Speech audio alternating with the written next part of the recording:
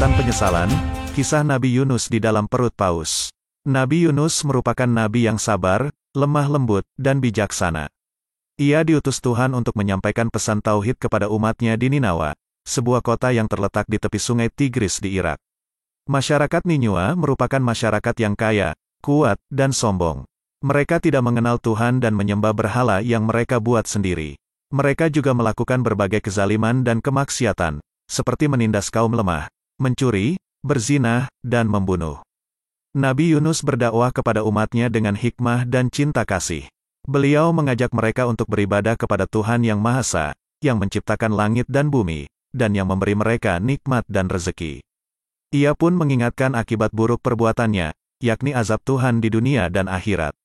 Dia menunjukkan kepada mereka tanda-tanda kekuasaan Tuhan, seperti matahari, bulan, bintang, hujan, tumbuhan, dan hewan. Namun penduduk Niniwe tidak mau mendengarkan seruan Nabi Yunus. Mereka menganggap Nabi Yunus adalah orang gila, pembohong, dan dukun.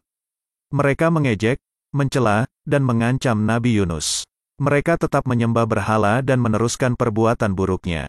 Mereka bahkan menantang Nabi Yunus untuk mendatangkan azab Allah jika ia benar-benar seorang nabi.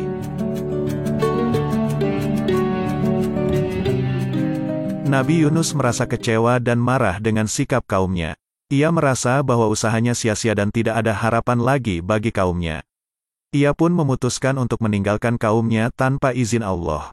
Ia berangkat dengan kapal menuju tempat lain, berharap dapat menemukan kaum yang lebih baik dan lebih mau menerima dakwahnya. Nabi Yunus berangkat dengan kapal yang membawa banyak penumpang dan barang dagangan. Kapal itu berlayar di laut yang tenang dan cerah. Nabi Yunus merasa lega karena ia berhasil meninggalkan kaumnya yang tidak mau beriman. Ia berharap dapat menemukan tempat yang lebih baik untuk berdakwah. Namun, tiba-tiba, langit menjadi gelap dan angin bertiup kencang. Ombak besar mulai menghantam kapal dan membuatnya goyang. Penumpang dan awak kapal menjadi ketakutan dan panik. Mereka berdoa kepada Tuhan-Tuhan mereka dan memohon keselamatan. Mereka juga mencari sebab badai yang tiba-tiba itu. Awak kapal berpikir bahwa mungkin ada salah satu penumpang yang telah melakukan dosa besar dan menimbulkan kemarahan Tuhan. Mereka pun mengadakan undian untuk menentukan siapa yang harus dilemparkan ke laut sebagai korban. Mereka berharap dengan begitu, Tuhan akan meredakan badai dan menyelamatkan kapal. Undian dilakukan beberapa kali, dan setiap kali, Nabi Yunuslah yang terpilih. Nabi Yunus pun mengakui bahwa ia adalah penyebab badai karena ia melarikan diri dari tugasnya sebagai nabi. Ia mengatakan bahwa ia adalah seorang nabi yang diutus oleh Allah, Tuhan Yang Maha Esa, untuk menyampaikan risalah tauhid kepada kaumnya di Ninawa. Namun, kaumnya tidak mau mendengarkan dan menolak kebenaran. Ia pun merasa putus asa dan meninggalkan kaumnya tanpa izin Allah.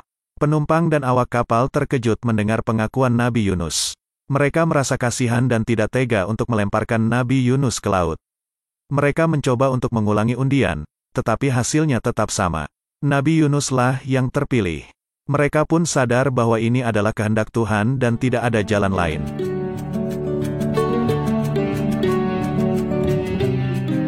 Nabi Yunus pun siap dikorbankan demi keselamatan kapal dan penumpangnya. Dia berdoa kepada Tuhan dan meminta pengampunan atas kesalahannya. Dia juga meminta Tuhan untuk menyelamatkannya dari tenggelam. Ia kemudian terjun ke laut dan menyerahkan diri kepada Tuhan. Allah tidak membiarkan Nabi Yunus tenggelam begitu saja. Allah menurunkan seekor ikan besar yang menelan Nabi Yunus tanpa mencernanya. Ikan tersebut adalah ikan biksu, yang menurut beberapa catatan adalah ikan paus. Ikan nun merupakan salah satu mukjizat Allah yang diberikan kepada Nabi Yunus. Ikan tersebut melindungi Nabi Yunus dari bahaya laut dan membawanya ke tempat yang aman.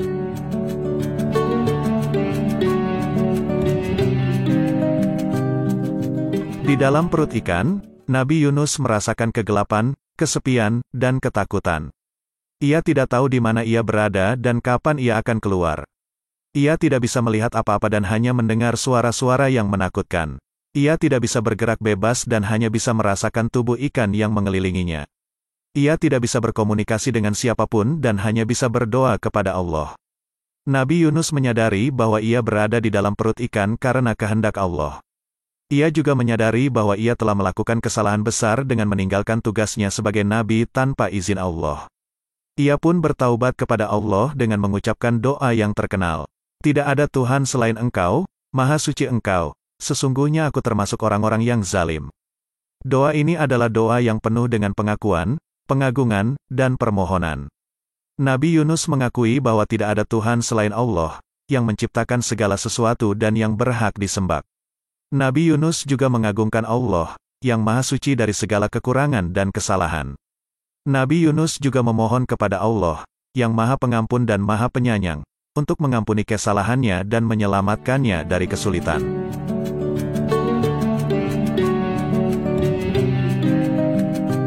Allah menerima taubat Nabi Yunus dan memerintahkan ikan untuk memuntahkannya di daratan. Ikan itu mengeluarkan Nabi Yunus di sebuah pantai yang sepi dan tandus. Nabi Yunus keluar dari perut ikan dalam keadaan lemah dan luka-luka. Kulitnya terbakar oleh asam lambung ikan dan rambutnya rontok. Ia tidak bisa berdiri dan berjalan. Ia hanya bisa merangkak dan mencari tempat yang teduh. Allah mengirimkan pohon labu yang tumbuh di atasnya untuk memberinya naungan dan buah untuk memberinya makanan. Pohon labu itu adalah salah satu karunia Allah yang diberikan kepada Nabi Yunus. Pohon labu itu tumbuh dengan cepat dan besar. Daun-daunnya lebar dan rindang. Buah-buahnya manis dan menyegarkan. Pohon labu itu melindungi Nabi Yunus dari panas matahari dan memberinya nutrisi yang dibutuhkannya. Nabi Yunus bersyukur atas rahmat Allah dan memohon ampun atas dosa-dosanya. Ia mengucapkan hamdalah dan istighfar dengan penuh kerendahan hati. Ia juga memuji Allah dengan penuh kekaguman. Ia mengatakan bahwa Allah adalah Tuhan yang Maha Kuasa, Maha Bijaksana, dan Maha Penyayang. Allah adalah Tuhan yang tidak pernah meninggalkan hambanya yang berbuat salah, selama mereka mau mengakui kesalahan mereka dan memperbaikinya.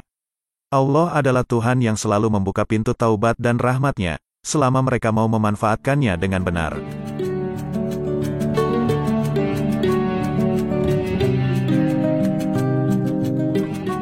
Allah menyembuhkan Nabi Yunus dari luka-lukanya dan mengembalikan kekuatan dan kesehatannya. Allah juga mengembalikan Nabi Yunus kepada kaumnya dan memberitahukan kepadanya bahwa kaumnya telah bertaubat.